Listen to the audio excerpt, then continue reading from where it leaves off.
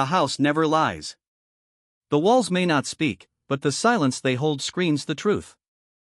I never expected betrayal to come through my own voice assistant, especially one I built with my own 2 hands. The irony? I called it Clara, after my wife. Back then, it was endearing, a little joke between us. I was a software developer working in smart home integration, and Clara was the perfect name for my experimental AI, warm, responsive, human-like. Just like my wife. We'd been married for 5 years. No kids yet. Just me, her, and this home I wired to perfection. Every room synced, every light, every lock, every camera, a flawless web of digital harmony.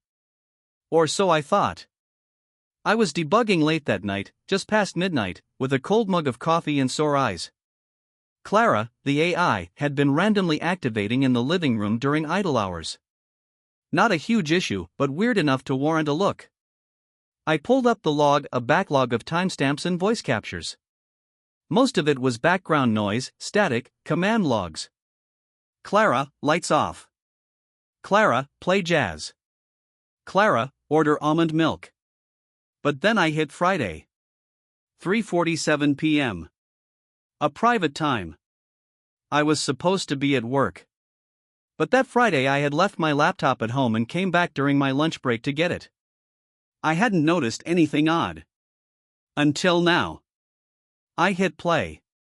There was a click, followed by footsteps. Clara's synthetic voice rang out softly. Hello, Clara. Activate privacy mode. Privacy mode enabled. Recording suspended. Except, it wasn't. A bug, a beautiful, faithful bug, kept recording in the background. What I heard next made my stomach drop. A male voice. Not mine. Low, confident. Laughing. And then her voice. Clara's voice. My wife. My heart stopped. They were joking, laughing, something about him being predictable, and then muffled sounds. Skin. Breath. Whispers. Unmistakable. I slammed the laptop shut like it had burned me. No. No. There had to be some mistake. A glitch in the audio? A movie playing? But I knew that laugh. I knew her laugh even better. And I'd left my laptop in the kitchen that day, meaning she thought I was gone. It wasn't just betrayal. It was comfortable betrayal. So casual, so routine, it wasn't the first time. I paced the room like a ghost in my own life. My hands shaking. The air thick. Every part of me screamed to barge into the bedroom, wake her up, and confront her. But I didn't. I stared at the log, hit play again. Her voice. Laughter. He's clueless, babe. He thinks Clara's just a dumb toy. She was talking about me. And then his voice again. Don't worry.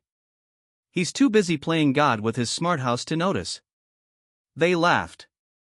The kind of laughter you share with someone when you're mocking a fool behind his back.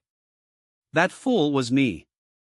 The betrayal wasn't just physical, it was emotional, layered in mockery, in secret smiles. And my own creation, my AI, had kept the proof. How poetic. How cruel. I wanted to scream, but the silence in that moment was more deafening than anything I could have unleashed. So I whispered instead. Clara, playback complete log from Friday, 3 p.m. to 5 p.m. Her voice responded. Would you like audio, video, or full transcript? My blood froze. There was video. You think you want the truth until it looks you in the eye through the lens you installed yourself. It took me 37 seconds to gather the courage to click video. Just 37 seconds, but they stretched out like they were carved in stone.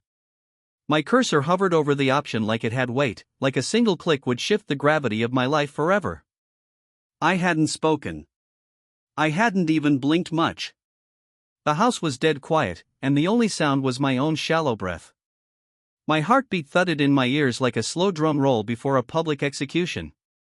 I whispered again, barely able to get the words out. Clara, play video log. Friday, 3 p.m. to 5 p.m. Living room. Confirmed, the AI replied. A soft chime. Then the screen lit up. The timestamp in the corner read 3:02 p.m.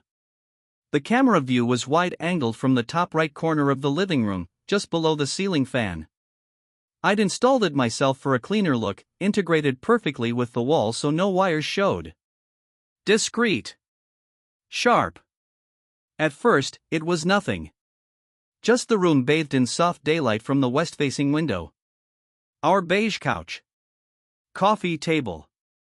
My gray hoodie, balled up and tossed near the lamp. I had forgotten I left it there. Then she entered the frame. Clara. My wife. Wearing the pale blue sundress I bought her last year in Santa Barbara. She looked perfect. That version of her I had always seen through rose-colored lenses. I'd always said she moved like music. And in that moment, she did.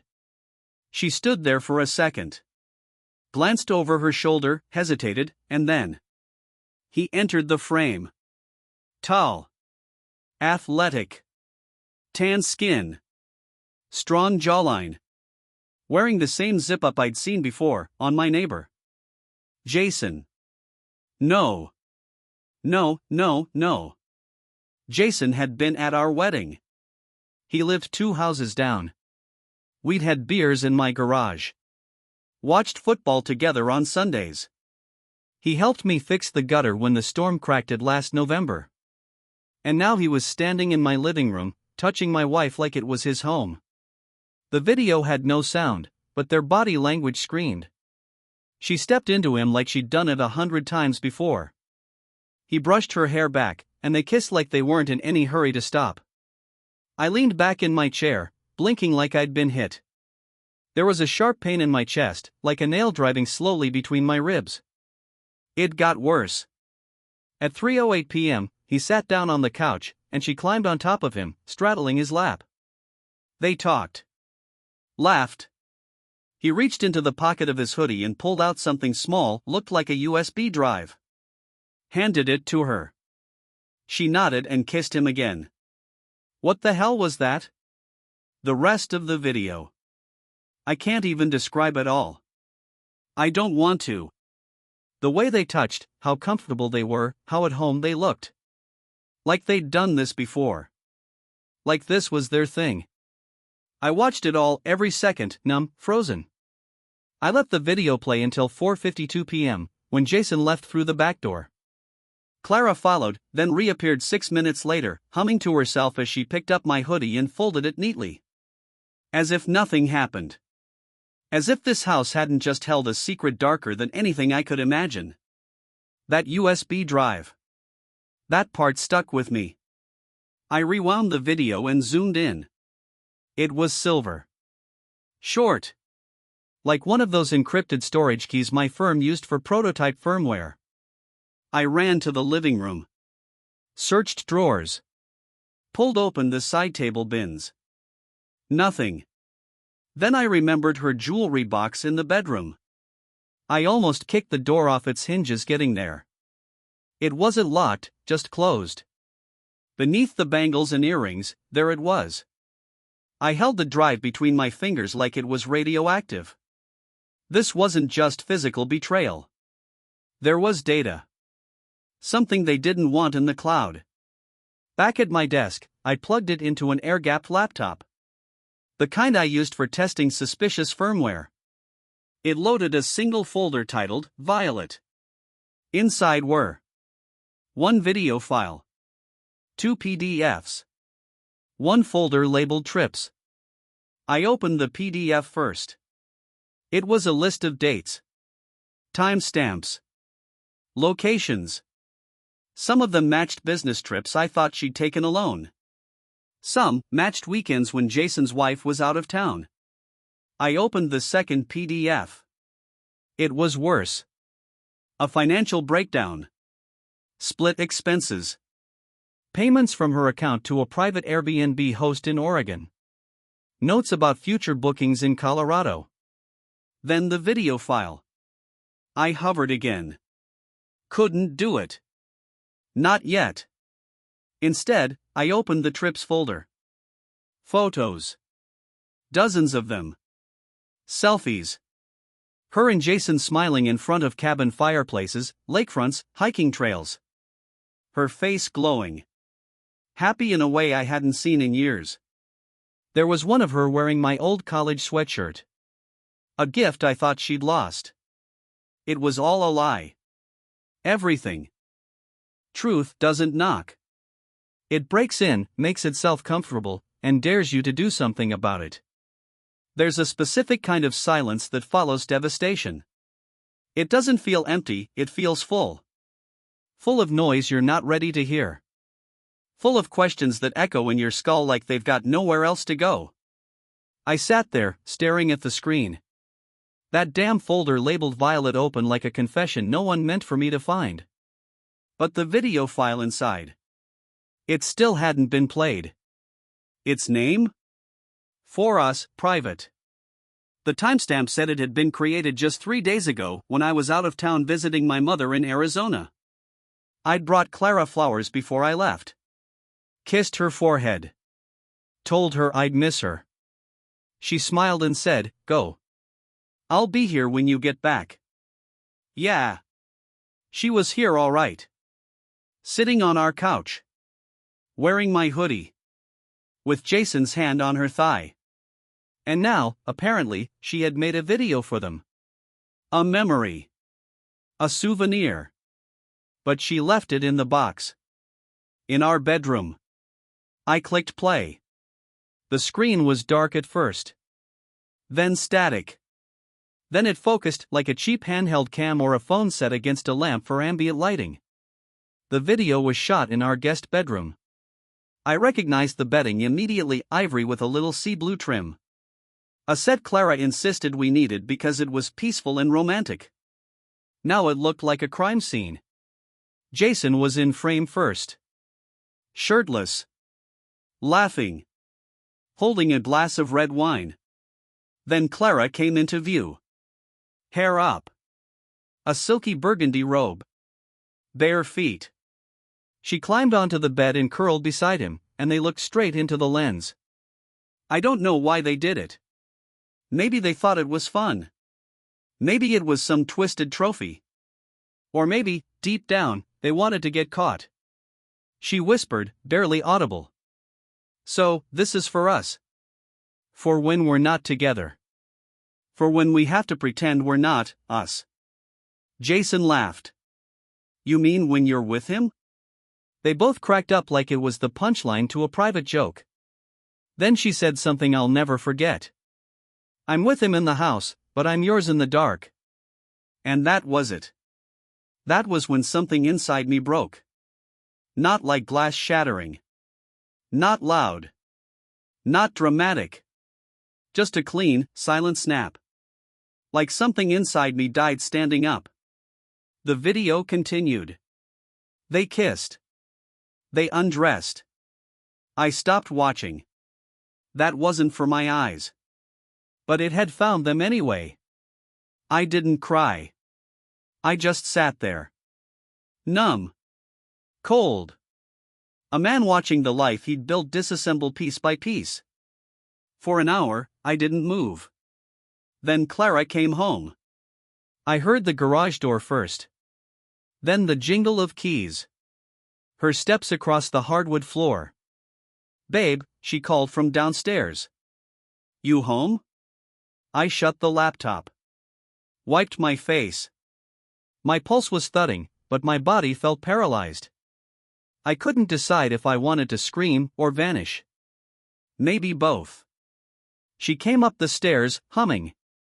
When she opened the bedroom door, I was sitting on the edge of the bed. "Hey," she smiled. "You're early." I didn't think. I didn't respond. Just looked at her. Let her walk into the room. Watch her face shift from casual to curious to slightly concerned. "Everything okay?" she asked, brow furrowing. I still said nothing. That silence, man. It was heavy. It made her step back a bit. You're scaring me, she added, a nervous laugh cracking her voice. I finally spoke. One word. Violet. Her face drained of color so fast, I thought she might faint. What? She stammered. You left the drive in your jewelry box, I said quietly. With the video. The receipts. The trips. The photos. You didn't delete it. She looked like she was about to run. I stood. Calm. Too calm. How long? I asked. My voice didn't sound like mine. It was flat. Mechanical. She swallowed hard. It wasn't. How long, Clara? 7 months, she whispered. 7 months. 210 days of kissing me goodbye and then crawling into bed with him. Why? I asked. What did I do? What didn't I do? She didn't answer. Just covered her face with her hands. I didn't scream. Didn't throw anything. I just walked past her and went downstairs. I needed air. Space. I left the house and got in the car. That night, I slept in a hotel 5 blocks away. But sleep never came. Instead, I thought. I thought about what else they'd hidden. What else I hadn't seen. Because if this betrayal was 7 months deep, there was more. More secrets. More lies. Maybe even more people involved.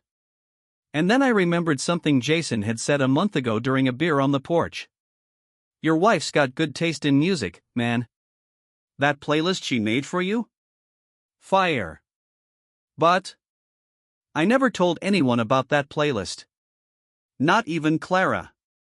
Because I didn't make it. And neither did she. Some betrayals are loud gunshots in the night. Others are silent, like poison in a drink you toast with. I didn't go home for 2 days. I needed time to think, to breathe. I spent both nights in the same hotel, staring at the ceiling, reliving every moment Clara and I had shared like I was watching a movie where the hero didn't know he was the villain. It's strange how, when someone betrays you, you start questioning yourself. Not them. You. But that damn line from Jason kept ringing in my head like a church bell after midnight. That playlist she made for you? Fire. I never mentioned it to anyone. Not even Clara. Because I found that playlist one morning when I was using our shared iTunes account, buried under a random name. Late Drive Memories. The cover photo was a blurred picture of headlights on a rainy road. The kind of image that feels personal but vague. Like it hides something on purpose. At the time, I just assumed Clara made it for me. She knew I liked mellow indie stuff. Knew I drove at night to clear my head. The playlist felt intimate. Songs I hadn't heard before, but somehow matched my life perfectly. But now I wondered if maybe it wasn't made for me at all. Or worse, maybe it wasn't Clara who made it. I logged into the account again, this time from the hotel room. Opened the playlist. 38 songs. All handpicked. But what stood out weren't the songs. It was the comments. See, iTunes lets you leave notes next to shared playlists if you set them to collab mode. Something I never knew because I never used it that way. But this one had messages. Tiny ones. Initials, JC and CL. Jason Caldwell. Clara Lawson. Their initials. Hidden in plain sight. Next to specific songs. Track 4, Wait by M83. JC, this one always makes me think of that night in the cabin. Snow on the roof. You in that sweater. Track 12, Night Sky by Churches. CL, still remember you singing this in the shower. You're better than you think. Track 27, Electric by Alina Baraz. JC, what we felt was real. Doesn't matter how it ends. Suddenly, the playlist wasn't beautiful anymore. It was evidence. A map of their secret world. a diary in song. My stomach turned. These weren't just messages. They were timestamps. Memories. Hidden in something that was shared with my account. I'd been listening to their soundtrack. And loving it. They used my logins. My music. My space. They built their fantasy inside my life and left breadcrumbs like they wanted to get caught. That's when it hit me, maybe this wasn't just an affair. Maybe it was something bigger. A setup. A game.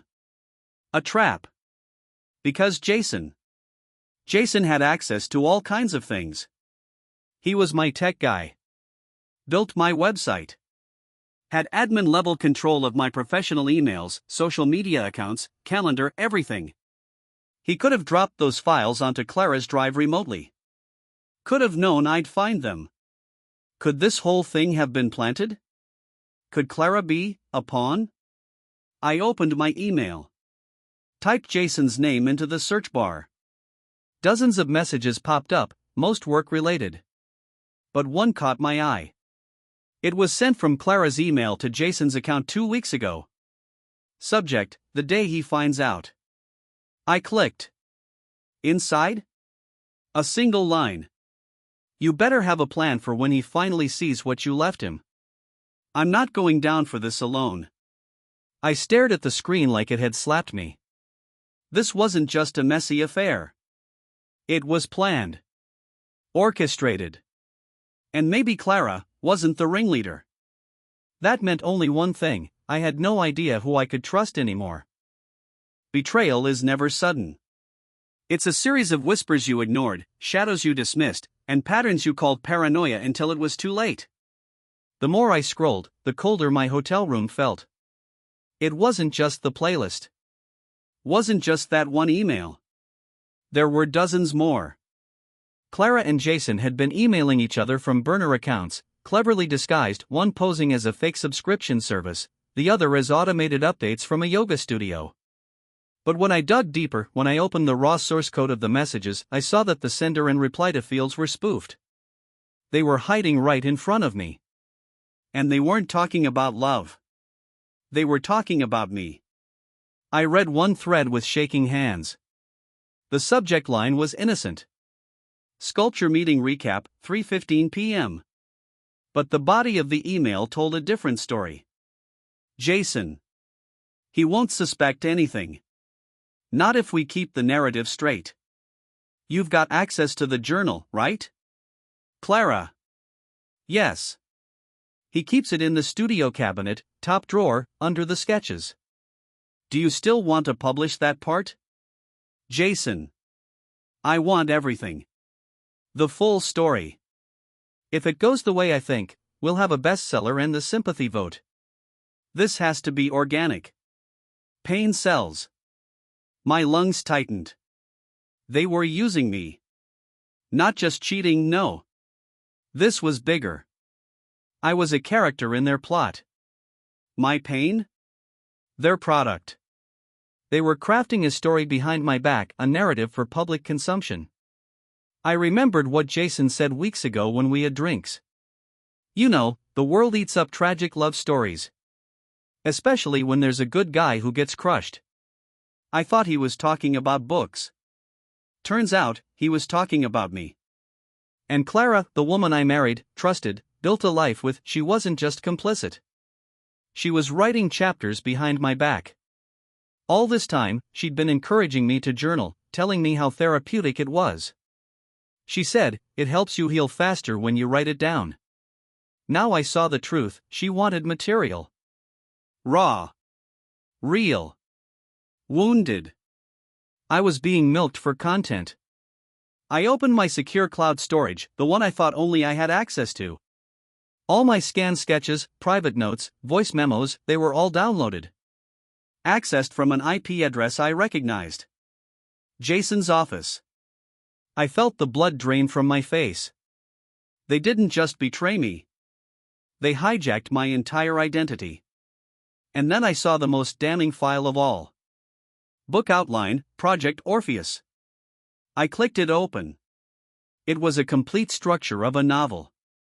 Working title: In the Ruins of Us. Chapters included: The Man Who Didn't See It Coming, Kisses Like Alibis, The Art of Misdirection, When the Truth is Profitable. Next to each chapter were notes in red, clearly Jason's. Use that one journal entry where he describes his fear of abandonment. Gut-wrenching. Let Clara record a confession video once he's fully broken. Market it as real. Push sympathy for her, show her as torn, guilt-ridden, emotionally trapped. Women readers will defend her. It was like reading a post-mortem of my own sanity. I closed the laptop. And I laughed. Not out of amusement. Not even bitterness. Just the realization of how far this had gone. This wasn't infidelity. This was identity theft with a plot twist. They weren't after my love. They were after my story. Because Jason had always been ambitious. And Clara? Clara had charm. Empathy. A way of disarming anyone with her eyes and soft-spoken words. They could sell this narrative to the world, and no one would know I never consented to it. I had two choices. Go to the police. But what could I prove? They hadn't stolen money. No violence. Just deceit. Emotional manipulation. Not exactly a felony. Or turn the tables. Write my version first. The truth. Not as a victim. As the narrator. A storm was brewing inside me, and for once, I was the one holding the pen. They thought I was the subject. They forgot I was the artist. They thought I was the subject. They forgot I was the artist. There was no way I could compete with Jason's publishing empire. No way I could outshine Clara's disarming innocence and her ability to weep on cue. But there was one thing I had they didn't. The truth. And in a world flooded with filters and fiction, truth was priceless. I went dark for 2 weeks. Shut down social media. Closed my studio. Left my apartment lights off and let the rumors swirl. I knew what they were doing. They were preparing the rollout. The book. The launch. The painful confession interviews Clara would cry through. Jason had even started teasing it on his podcast, calling it a hauntingly personal journey and the most vulnerable narrative he's ever touched. He made it sound like he'd survived something. He hadn't. He created it. But while they were rehearsing their lines, I was writing mine. In a rented cabin 3 hours outside the city, surrounded by silence and snow, I started building my own narrative. No ghostwriters. No producers. Just me and the raw, blistering truth. I called it Stolen Pages: How My Marriage Was Marketed. No metaphors. No romanticized grief. Just facts. Dates. Screenshots. Emails. Audio logs. Even a voice note of Jason, accidentally recorded, saying, "He's got no clue, Clara. And if he finds out, screw it. We spin it. People eat that stuff up." I knew exactly where to release it. Not traditional publishing, they just protect Jason. I self-published it. Built a raw, minimalist site. Uploaded everything. Proof, not poetry. And then I did the unthinkable. I sent the link to Jason's agent, Clara's parents, and every indie podcast that ever accused Jason of being too polished to be honest. I didn't scream. I didn't threaten. I just let the story breathe on its own. Within 72 hours, it exploded. Not because of a marketing plan, but because it was real. People could smell the difference. Readers dissected every line. Screenshots went viral. TikToks popped up with voiceovers of my journal entries, the real ones, paired with captions like, "This wasn't fiction. This was a robbery in slow motion." Jason tried to pivot. Went on an emergency livestream, called it a misunderstanding, said creative liberties were taken. But it was too late. Someone found an old version of his outline, complete with timestamps matching my journal logs to exact page numbers. The internet turned. Even Clara went quiet. No interviews. No tears. Until she emailed me. Her message came at 2:17 a.m. Subject: I'm sorry. I didn't expect it to go this far. I thought it was just a way to get through it. I was scared. And Jason, he knew how to make it feel like we were doing something artistic. I see now it wasn't art. It was theft. I hurt you. And I hope someday you'll forgive me. But I understand if you never do. I didn't reply. There are some silences louder than words. Instead, I watched as Jason's book deal collapsed. His social media manager quit. His sponsor pulled funding. Clara moved back to her hometown in Maine. And me? I didn't just survive. I sold out. My version, the real version, went from underground whispers to mainstream bestseller in under 3 weeks. Streaming platforms fought over adaptation rights. Not because it was sexy, but because it was raw. And in the final chapter, I left readers with a question. What if the most painful thing you ever lived through becomes your most powerful piece? I opened my own publishing house. Dedicated it to real stories, from real people. The broken ones. The betrayed ones. The ones who were never meant to speak up. We called it Ink and Blood. Because for some of us, that's what truth costs.